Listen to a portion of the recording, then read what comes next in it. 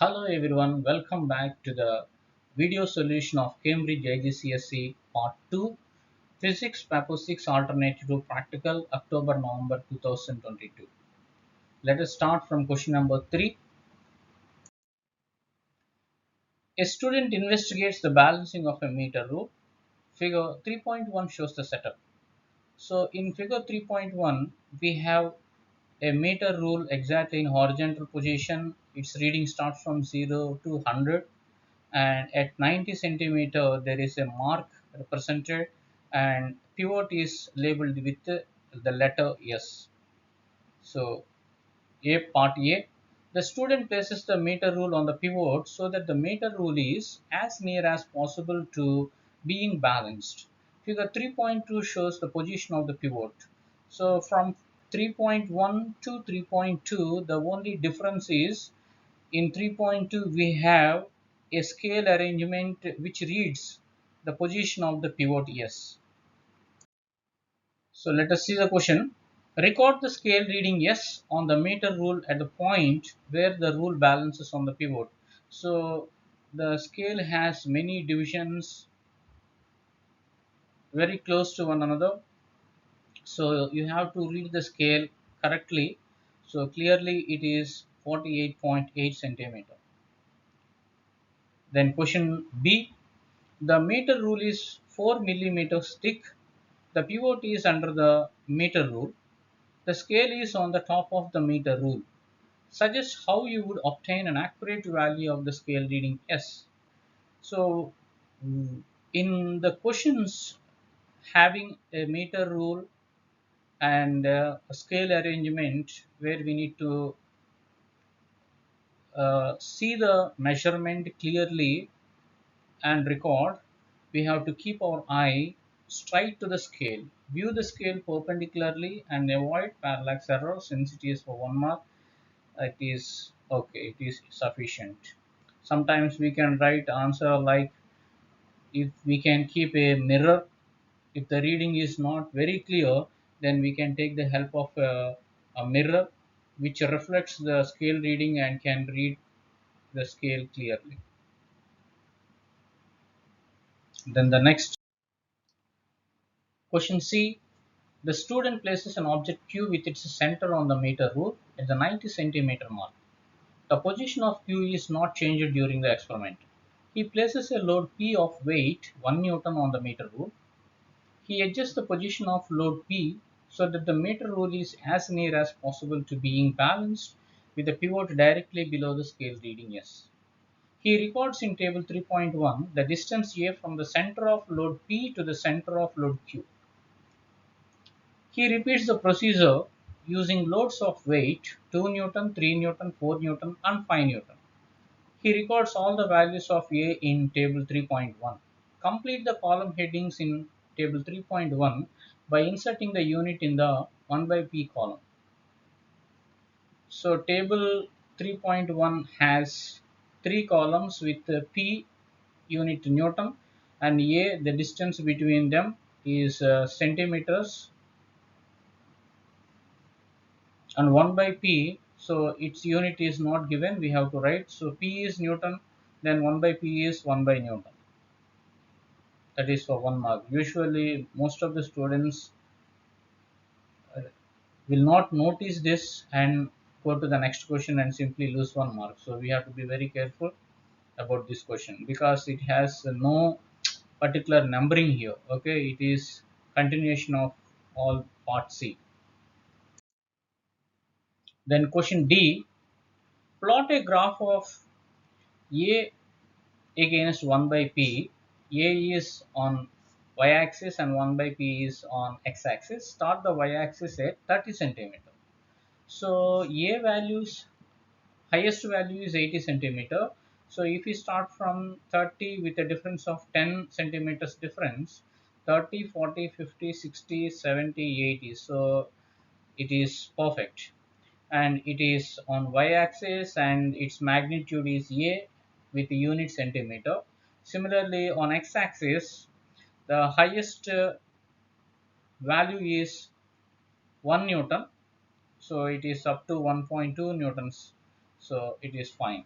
So its value scale and its magnitude is 1 by p, and its unit is 1 by newton. So clearly we have mentioned all the details of the graph: x-axis what we have to take and y-axis what we have to take with its magnitude and units. Then for the correct plotting of the line of best fit, you will be getting 4 marks.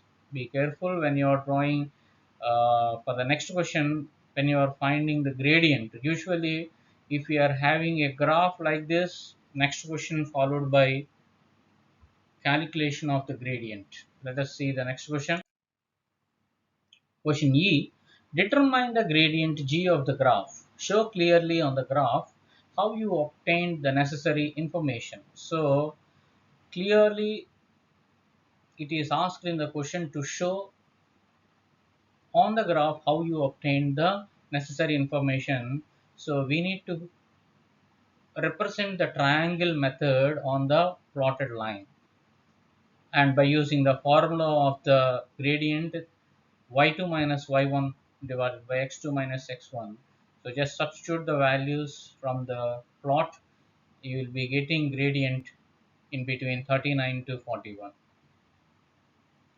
So for writing the formula, you will have 1 mark.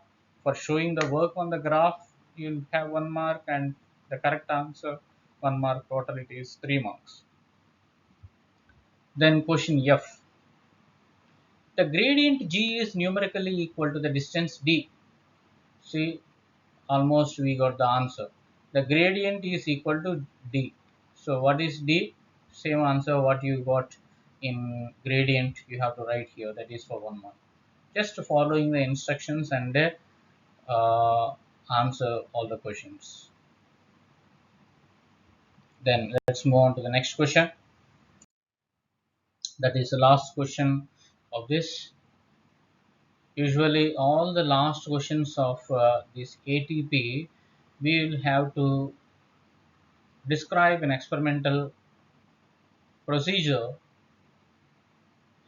So with the correct apparatus and description of the experimental procedure, and what we have to keep constant throughout the experiment, key variables, and what are the quantities we are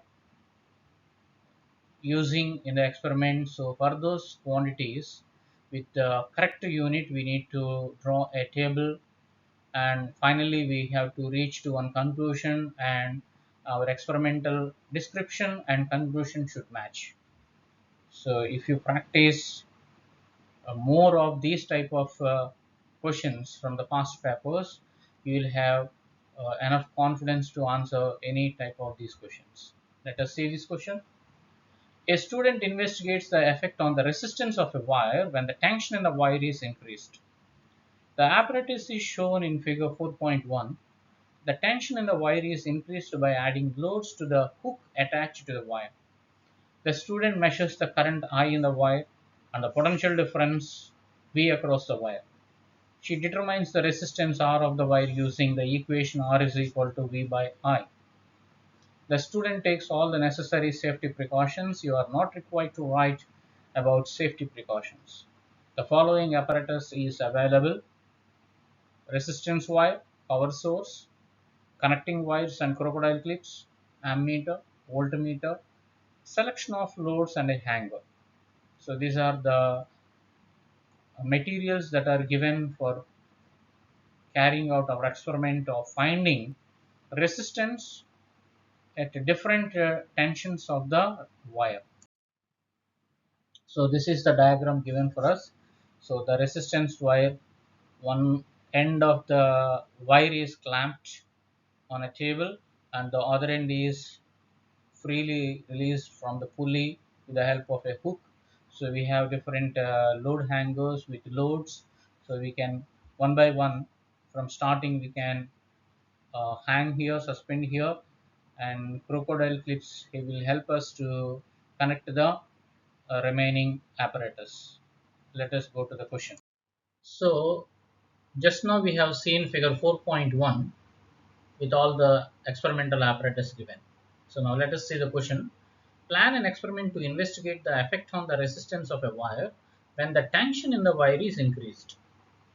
You should, first question, complete the circuit diagram in figure 4.1 to show a voltmeter connected to measure the potential difference across the resistance wire. So we all know that voltmeter should be connected in parallel. So it is across the resistance wire. So across the resistance wire, voltmeter is connected parallelly. If you have any doubt, just you can go back and see already in figure 4.1 it is answered. So in this question, the symbol of voltmeter is very important. There should be a circle and inside we have to represent the unit of potential difference, that is V. Then second question, explain briefly how you would carry out the investigation. So in this, how we are performing the experiment, briefly we need to explain in 3 points. Then next question, state the key variables that you would keep constant. So what are the quantities we are changing? Other than that, what are the quantities we have possibility? So those quantities will come under the key variables that we have to keep constant throughout the experiment. So you can write those quantities as the key variables.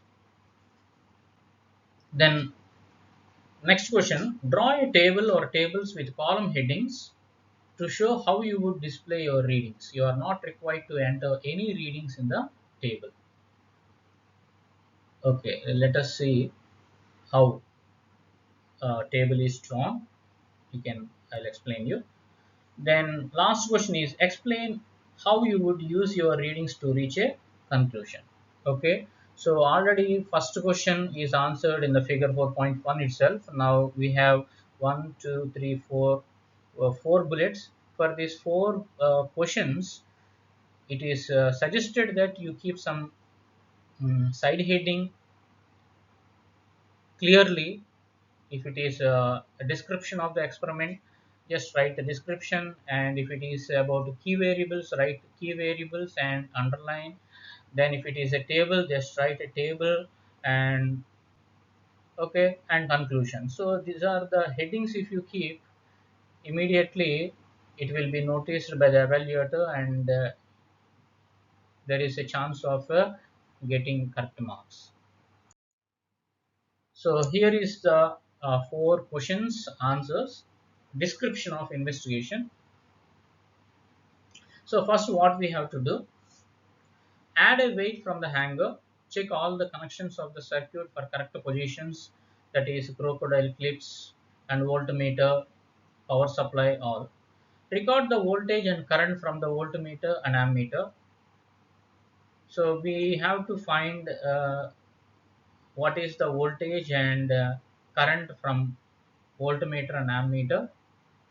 Then once we have this voltage and current, by using the formula that is given in the question, R is equal to V by I, we can find the resistance. So we are doing this for one weight, but we have different weights given in the figure 4.1. So we need to repeat the process with the other weights also. So this line also very important. We have to repeat the experiment with the other weights. Then only you will be getting 2 marks. Then next, what are the key variables we can keep constant? So length of the wire between crocodile clips. So only we have to add some weights to the resistance wire. So we should not change the length. So one key variable we have to keep constant is length. Then second one can be material of a wire. So material of the wire we are not supposed to change, and the place where we are doing this experiment, it should be a normal temperature. Then third question, so table will have, since we are adding a load, so it can be load and its unit is Newton. Clearly unit should be mentioned. If you are writing the correct table and without unit, simply you are going to lose some. So load, its unit is Newton. Voltage we are going to find from voltmeter and its units are volts. current we are going to find from ammeter and its units are ampere, and the final value R is equal to V by I, simply resistance you write and its unit is ohm. For this you will be getting 1 mark, so no need of writing any values. Then final conclusion: plot a graph of load against resistance. Since the experiment is about a tension, that is load applied and the resistance, so we need to plot a graph between the load of applied and the resistance and compare how the resistance is changed with the increased tension. So that's all. I hope you will understand better by more practice, and see you in the next paper. Thank you.